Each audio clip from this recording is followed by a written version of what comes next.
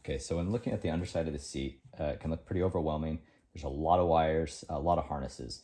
In order to bypass the driver's control module, which is this guy, and make the 10 function seat work as the 10-way switch, in order to make this work, we're going to have to get rid of the memory seats. And, there may be a workaround where you can make the memory seats work, but to me, it's not worth the effort.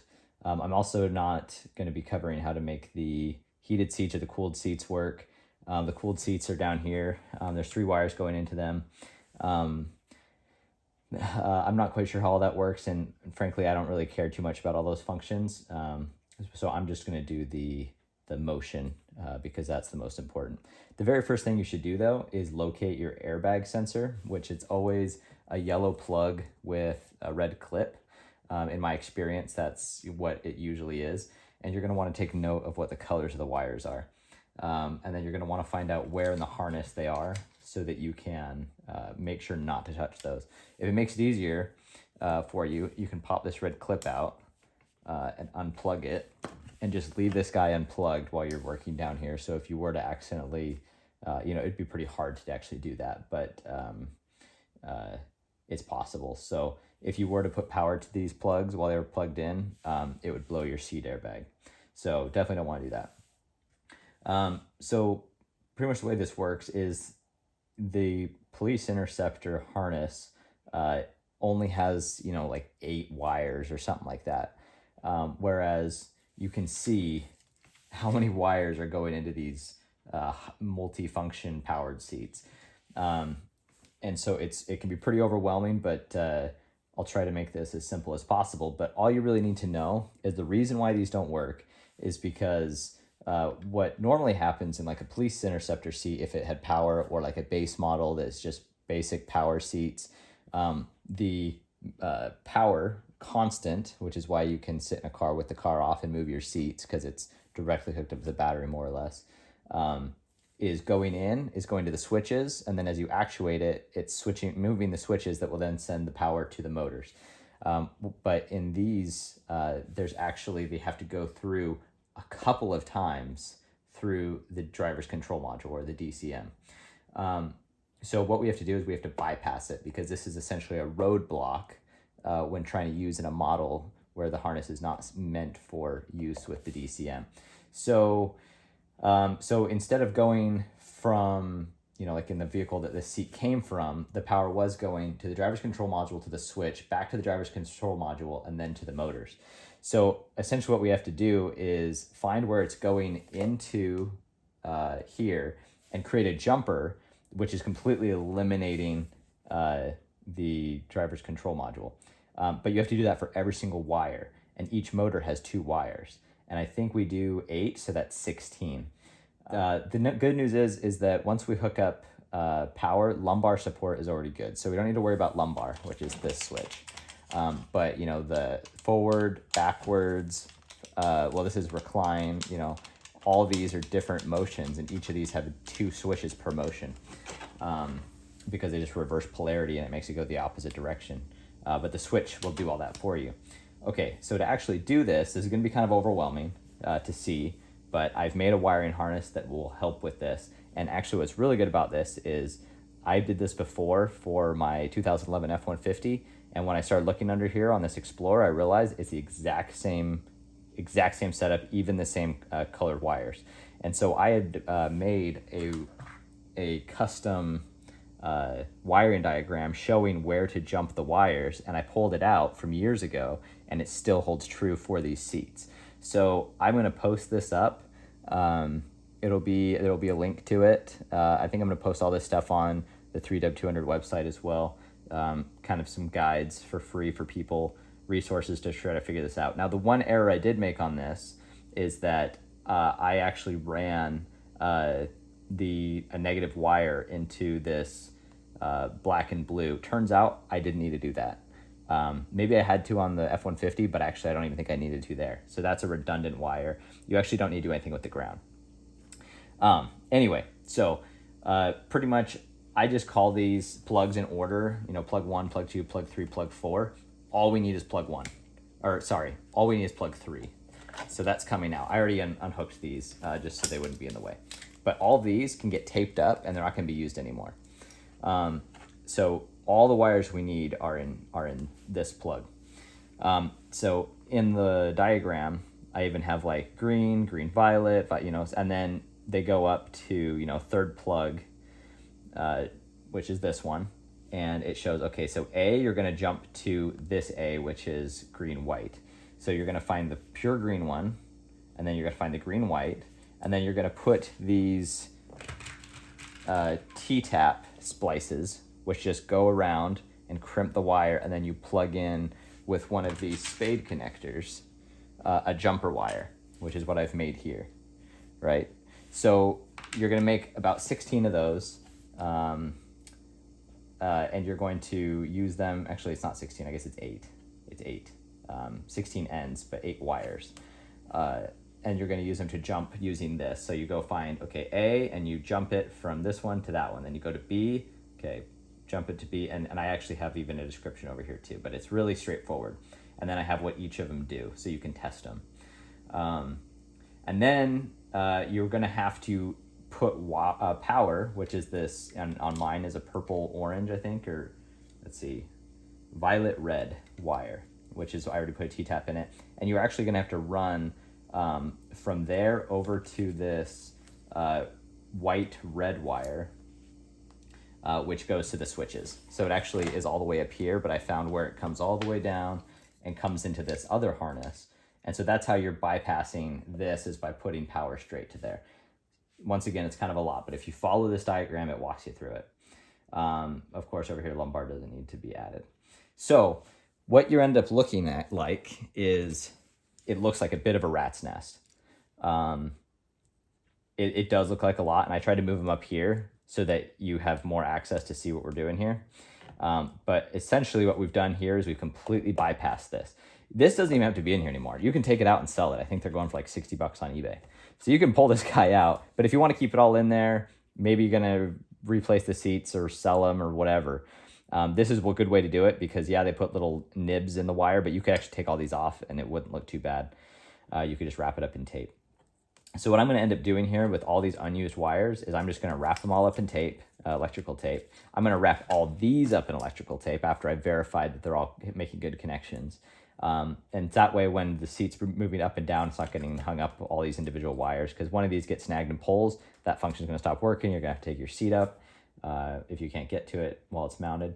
So those are the things to realize that. So this is what it looks like, and it looks like a lot. But once you start tearing into it, I think you'll find it's not that bad. Just follow the diagram.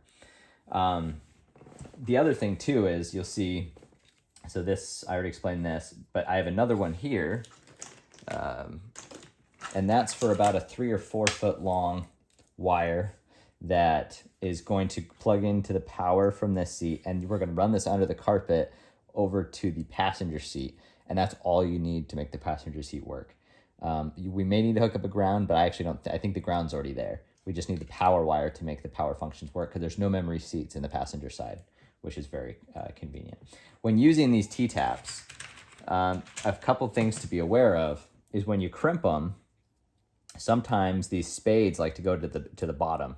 And when you go to plug it in, it looks like it's being plugged in, but if you flip it over, it's actually just, it's not fully in.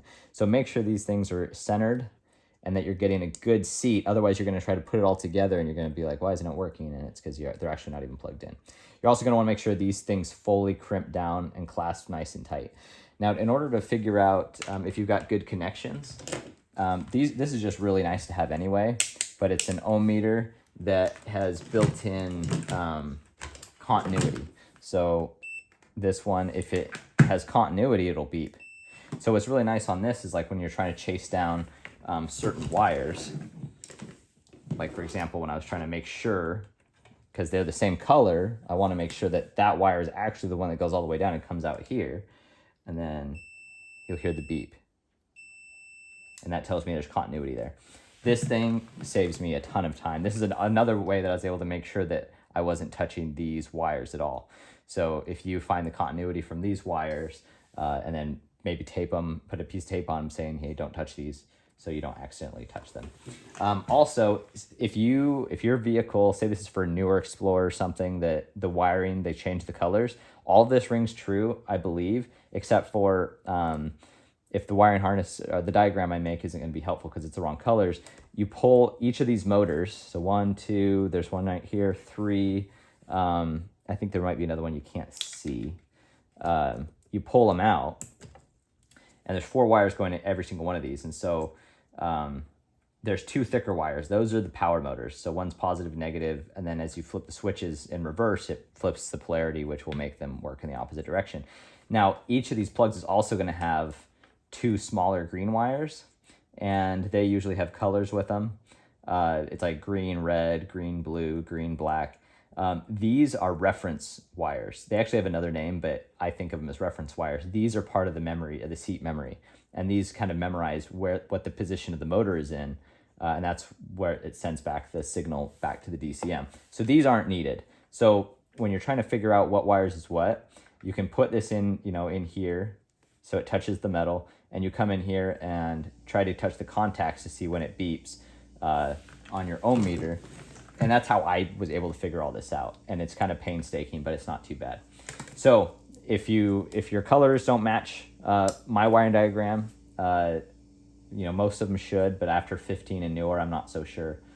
They may vary. And so that's how you can go about doing that on your own. But okay, so that's pretty much everything you need to know about this. The next thing is to take it out to the car and make sure everything works good. Now we're looking at the underside of the passenger seat, and you say it's a lot more simple, but still a lot of wires. You're gonna have to figure out which one of these is the power wire. I haven't figured out yet. It's actually on this plug, but most of it feeds into over here. You got to figure out which one of these is the power wire. It's going to be one of the fatter ones in the middle. I think it might be this one, but I'll be testing it out and seeing by putting power to it and seeing which one. But once again, just don't put power to any random one, because here's your airbag plug down here. If you put power to one of these and it's grounded on the other side, you could blow your airbags. So now there's 2 things that are really common when you're trying to do these swaps, and that's you'll do all the swap, you'll install your seats, you'll turn the car on, and then you're going to get an airbag warning light, or like the airbag light will be on. A lot of code readers won't read airbags.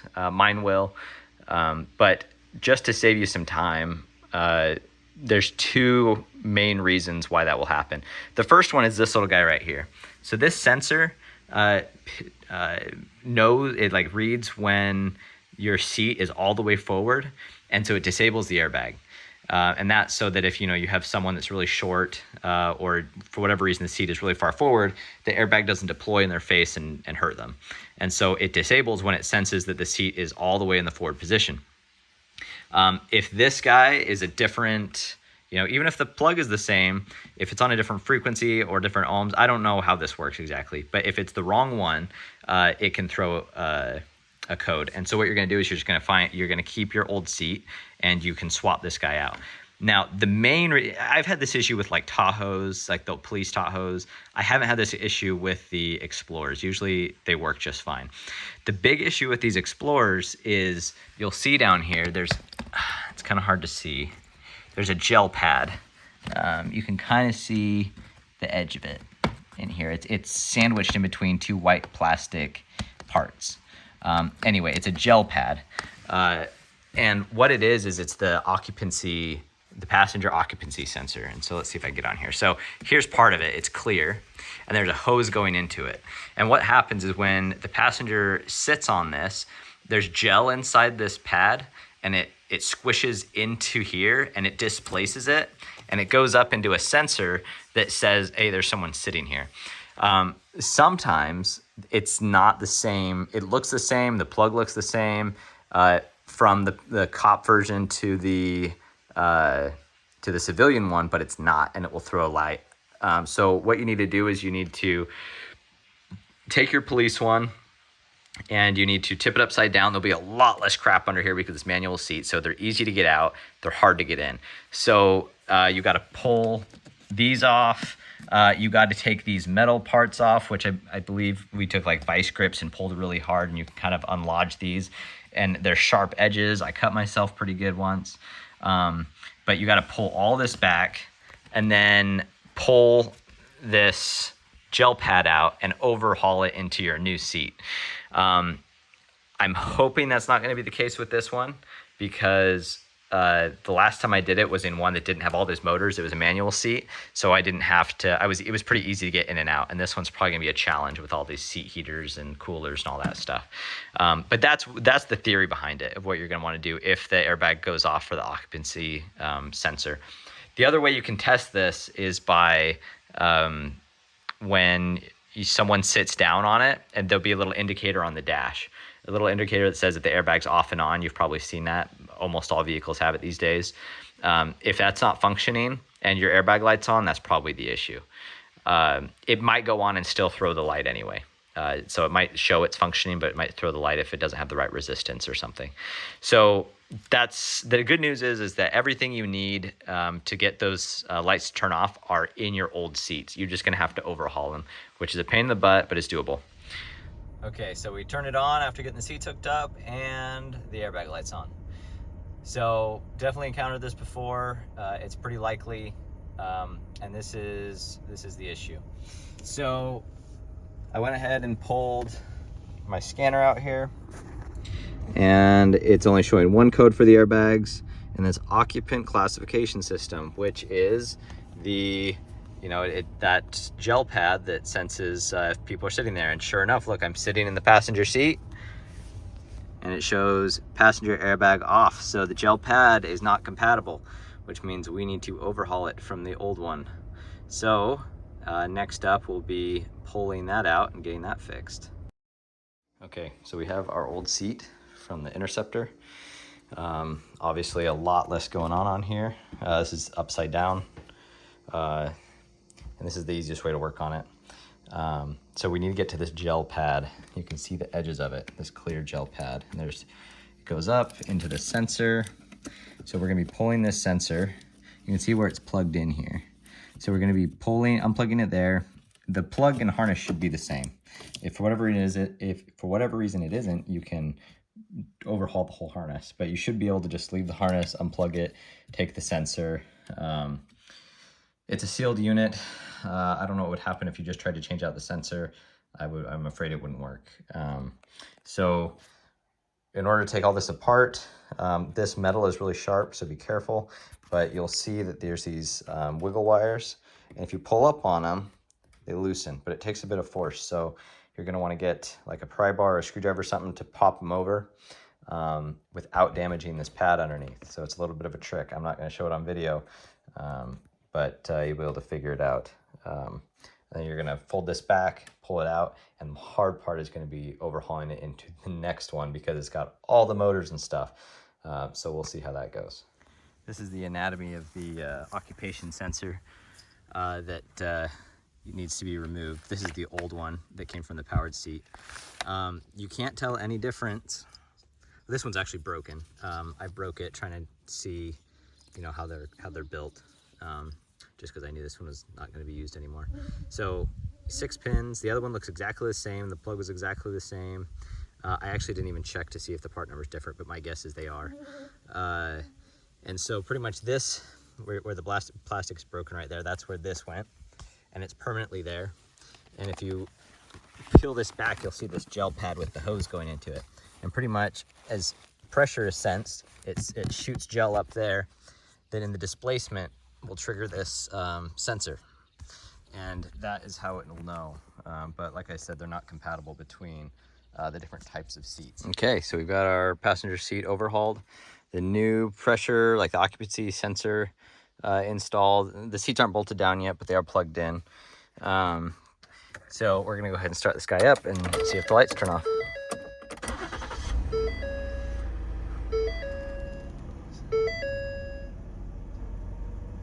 It's off. We'll give it a second. Usually if it comes back on, it'll come back on quick. Okay, so it's off. So the nice thing about airbags is that the airbag system will automatically check itself. So if you have your seat belts or like anything unplugged, the seat belts, airbags, while you're working on it, and then you accidentally turn the ignition on, it will throw the airbag code. But in the beginning of every cycle, when you start the car up, you'll notice your airbag light turns on for a little bit. That's running its like diagnostics pretty much to see what's unplugged, what's plugged, if all the resistances are good. It's just a good way of checking that no wires are severed before every trip. So they're off. Now we'll walk around the vehicle.